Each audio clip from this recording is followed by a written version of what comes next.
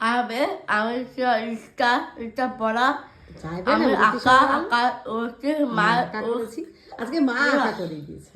মা আঁকা হচ্ছে তো বাইরে পড়া হচ্ছে ভাই পড়া ভাই এখন একটু আঁকার করতে পারে না। বাড়িতে মানে বাড়ি খাবার হচ্ছে আচ্ছা, হচ্ছে মা বেশি আসতেও পারে না, আসলে তো আমি ভালো বাইরে বেটা হচ্ছে হয় পায়ে ব্যথা হয়। হচ্ছে আমি শুধু কত ভালো মেয়ে, সোনা মেয়ে, সবার কথা ভাবে।